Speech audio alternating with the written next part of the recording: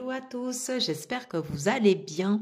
Bienvenue sur ma chaîne, j'espère que vous êtes en forme et que l'entrée en fait dans la saison comme ça un peu sombre, voilà, du coup se passe bien pour vous. Voilà, l'entrée dans la période de l'hiver.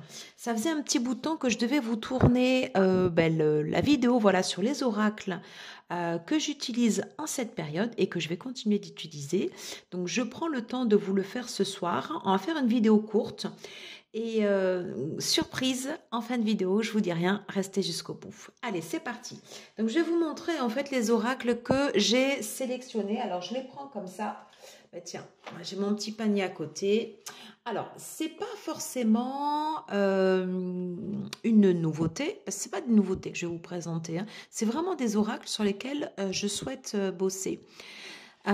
Lucy Cavendish, l'oracle des vampires, ça faisait longtemps, mais vraiment longtemps, que j'avais envie de l'avoir. Voilà.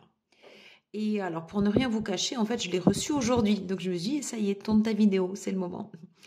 Et j'ai pigé quelques cartes tout à l'heure, mais je le trouve d'une justesse incroyable. Voilà. Pourquoi j'ai pris cet oracle? C'est justement pour aller chercher la partie sombre.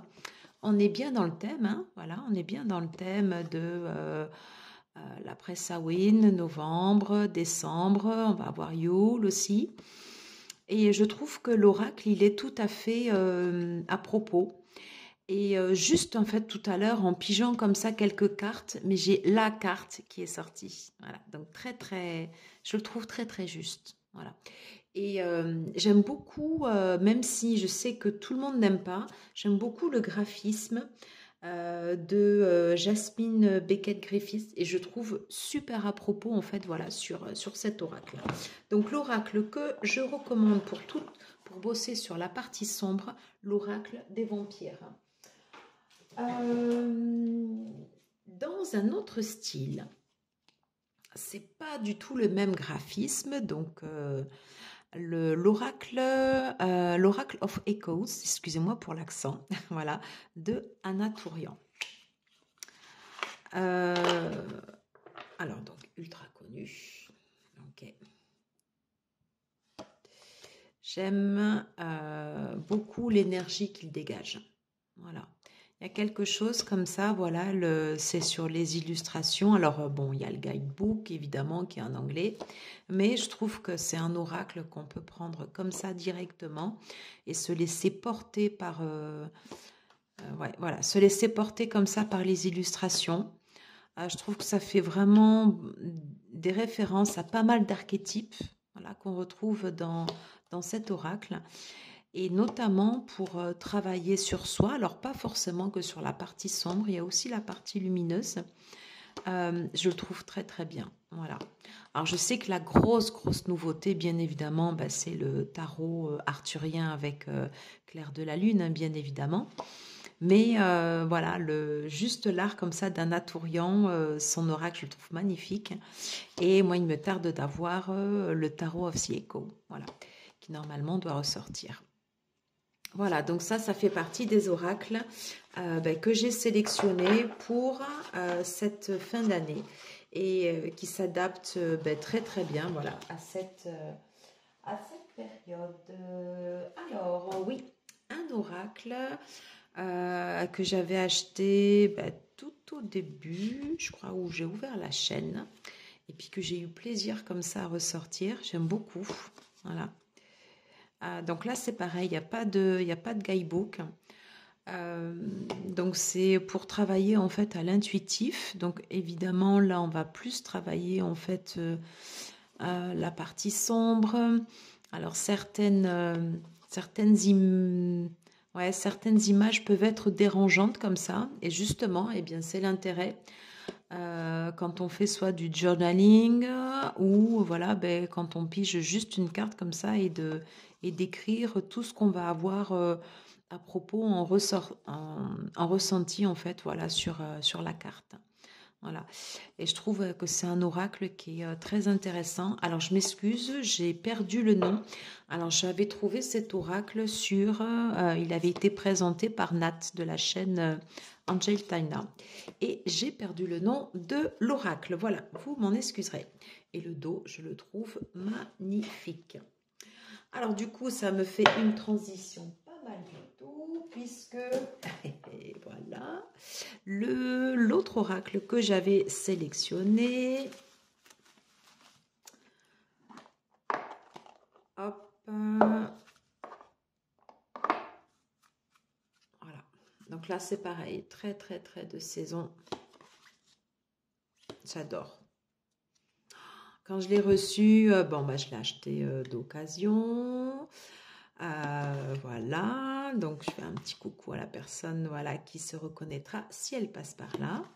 Et il y a une super connexion. Voilà. Ben, dès que je l'ai eu, je me suis dit, waouh, trop bien. Ouais. Donc là, c'est pareil. Un oracle qui fait travailler. Voilà. Mais pas que. Et sur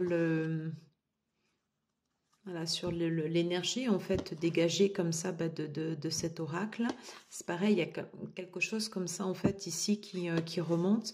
Je trouve que c'est enfin quelque chose qui peut faire ressortir quelque chose qui est bloqué en nous comme ça et qui remonte.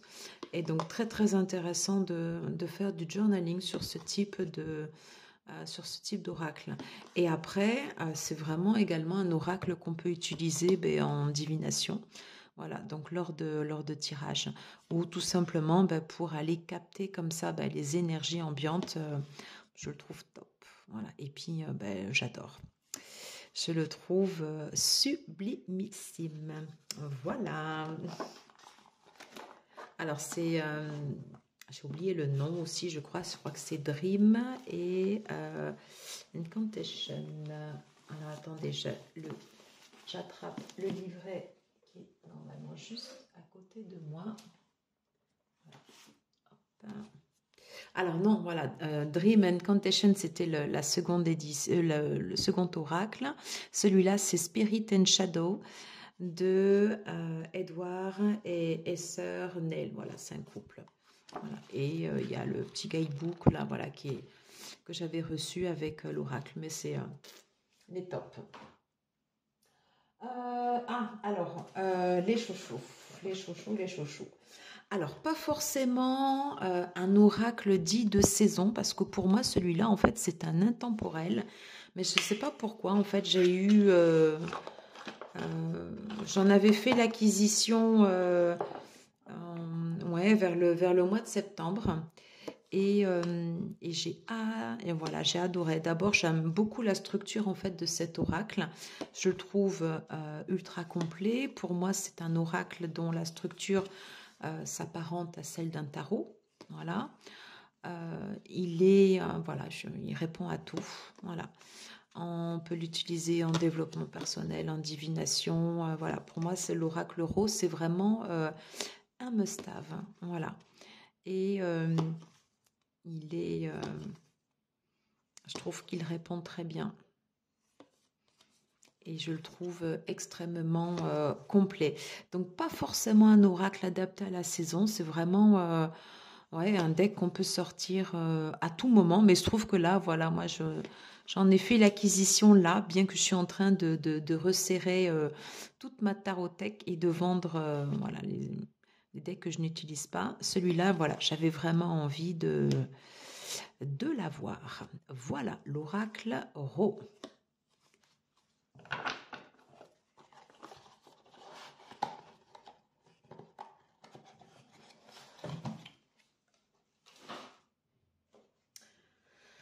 Un very best of également l'oracle donc The Wild Unknown Animal Spirits de Kim Krans. Alors déjà j'étais fan de son tarot. J'ai reçu celui-là et là voilà, c'est une tuerie. Cet oracle c'est une tuerie. Je vous ferai une vidéo à part pour vous expliquer comment j'ai bossé avec. Ouais, mais cet oracle, il est absolument génial. Voilà. Alors, je ne sais pas si les animaux de pouvoir vous parlent ou autre, mais en tout cas, si tel est le cas, euh, pour vous connecter, pour vous aider à traverser ben, justement certaines périodes, c'est un oracle qui est absolument génial. Et moi, je suis fan de... déjà, en fait, j'adore le graphisme de Kim Kantz. Je la trouve, j'adore ce qu'elle fait. Voilà, comme je vous disais, j'étais fan de son tarot, mais quand j'ai vu le deck, là, je me dis, waouh, il est absolument génialissime. Voilà, on va terminer sur les dragons. Et je vous ferai de toute façon une vidéo à part, ben, spécialement en fait par rapport à l'utilisation de ce deck. Alors, on va rester dans la même hauteur, donc Kim Krans. J'ai fait donc l'acquisition aussi récemment. Voilà, je ne prends maintenant que les decks sur lesquels j'ai vraiment un vrai coup de cœur et ceux qui me tenaient à cœur depuis longtemps. Et j'avais très très envie de travailler avec les archétypes. Alors, j'ai été très prise par un projet là, donc là, j'ai pas eu le temps de vraiment bien bosser avec.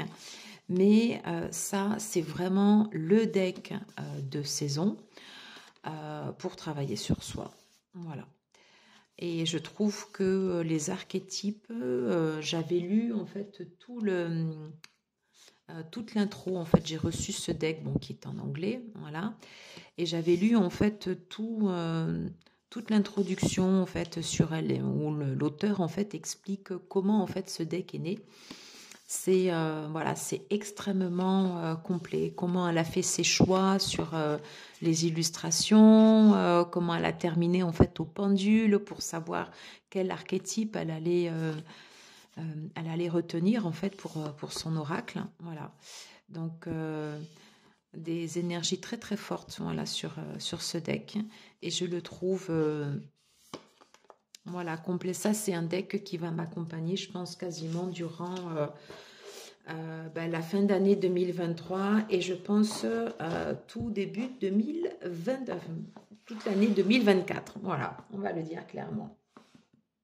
Alors, on termine par les plantes. Et forcément, j'avais déjà, voilà, je vous l'avais déjà présenté sur la chaîne. Zirbal Astrologie Oracle, donc l'oracle des plantes et des astres de Adrian Wells.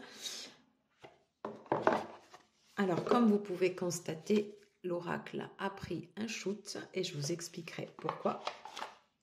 Et j'ai reçu aujourd'hui la partie en français et ça va grandement m'aider parce que voilà, j'ai un niveau en anglais qui est quand même assez basique, on peut le dire. Et du coup, en fait, tout traduire là comme ça, alors même si c'est super facile avec Google Traduction, c'était pas quand même le plus aisé pour moi, mais c'est quand même un travail que j'ai fait. Voilà. Donc, je vous remonte quand même quelques illustrations de ce qui reste de ce deck. Voilà, donc ça, c'est pour moi, c'est l'un des decks que je trouve jusqu'à présent, enfin, l'un des plus complets voilà, sur toute la partie astrologie. Alors, il y en a d'autres vraiment que j'aime beaucoup. Mais celui-là, je sais pas, il a quelque chose. Et puis, il associe également en fait la médecine des animaux. Donc moi, donc tout ce qui est chamanique, voilà. Enfin, il a une façon en fait de faire des associations avec les plantes, avec les planètes, avec la médecine en fait des animaux de pouvoir, qui est très très forte. Enfin, en tout cas, moi, c'est vraiment un oracle qui me parle énormément. Voilà. Ça va, je regarde la vidéo, elle n'est pas trop longue. Allez, je vous en montre juste un petit dernier et qui fera le lien avec le dernier. Donc, le Maiden de Leila et Olive. Alors, le Maiden, il est très très très particulier. C'est un oracle composé des 22 arcanes majeurs avec des associations de divinités à chaque fois qui sont reportées en fait sur des plantes. C'est pas l'oracle le plus facile d'accès, voilà. Et moi j'ai fait un gros travail dessus et je vais vous le présenter après. Voilà. Et voilà ce qui me reste encore à travailler sur cet oracle. Je vous expliquerai pourquoi. Donc je le remets dans son petit carton parce que voilà, cet oracle a son importance. Voilà. Et le meilleur pour la fin, n'est-ce pas? Alors ça, c'est l'une de mes créations. Hop là, je fais attention à la bougie. Ça fera l'objet d'une vidéo à part. Voilà. Sur des associations de plantes, de decks. Voilà. Ça fait à peu près bien 15 jours, 3 semaines que je bosse dessus. Et je vous expliquerai en fait comment j'ai travaillé avec les plantes. Voilà. Comment est venue en fait l'idée en fait de la création de ce livre. Comment j'ai dépecé le Maiden et d'autres oracles. Voilà. Donc tout ça en fait, vous voyez, ça c'est les arcanes majeurs en association avec les plantes. Voilà. Et c'est ce qu'on découvrira ensemble dans la prochaine vidéo. Voilà les copains, je voulais vous faire une vidéo pas trop longue. Écoutez, je vous embrasse, prenez soin de vous, passez une belle semaine et je vous dis à très vite pour la future vidéo. Belle soirée à vous, ciao ciao.